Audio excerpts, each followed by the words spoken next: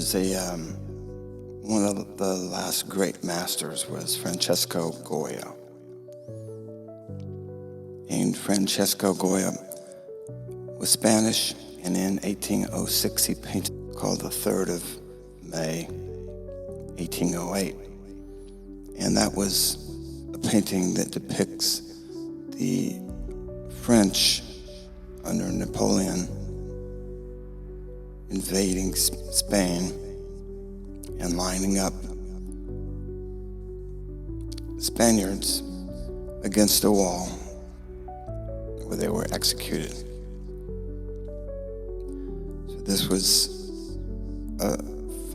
is a famous painting that is actually known as one of the first photojournalistic images.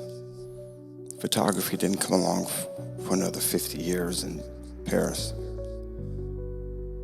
So as we look at this painting, what we see on the left side is we see a monk and a friar in prayer over a body.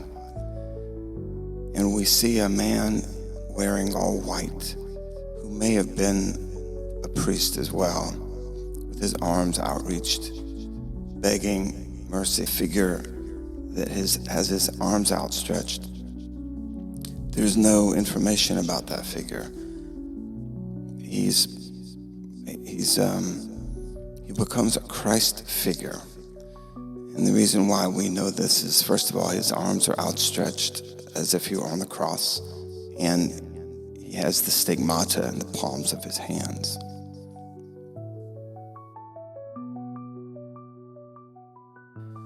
So this painting has a lot of symbolism in terms of and relevance today. When we think about the turmoil that the world is in today, it's really no different.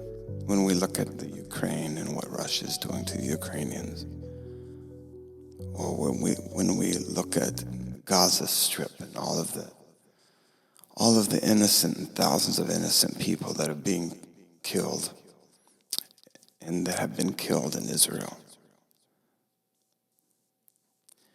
Now, there's another wall that I chose to paint, and that's called it's the Stoning Wall.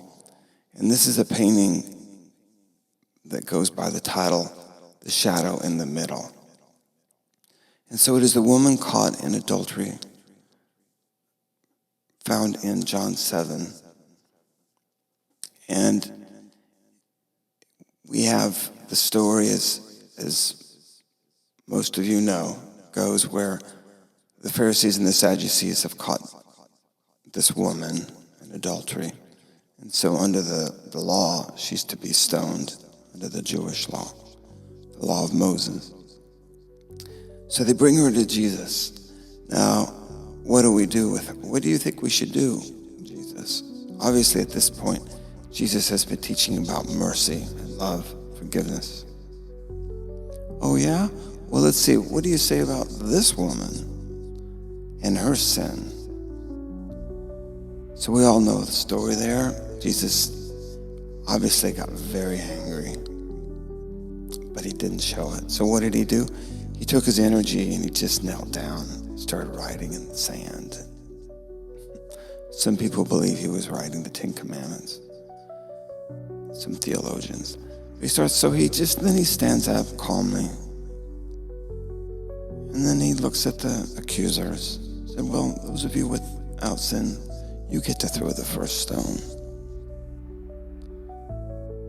Now, one stone by one stone drops from the hands of the accusers. And the woman caught in adultery is left with Jesus.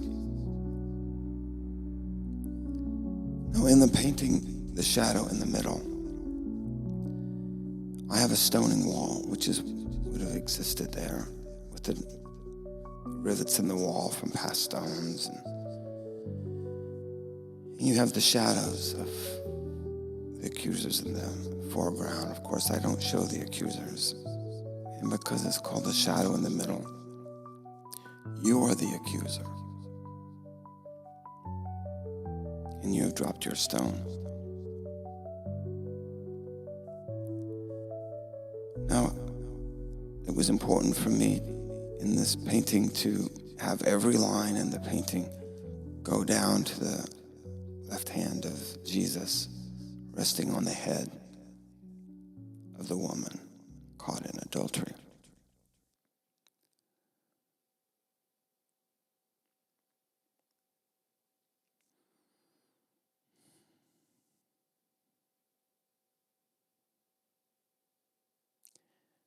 The light that is bouncing off the walls symbolizes God the Father, and it's reflected into Jesus, through Jesus, onto the woman caught in adultery.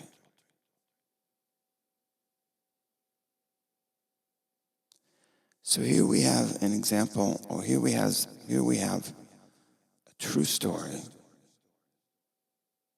that occurred. And God gave us an example of how to live, how to react, how to treat others.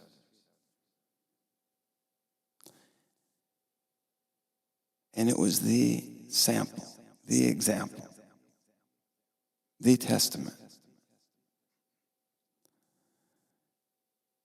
And yet 2,000 years later, we're still stoning.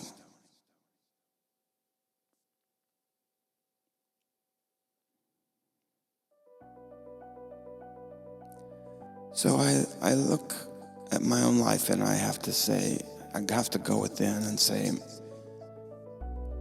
who have I stoned today? What attitudes have I had that just equal stoning others? What actions have I done that have hurt others?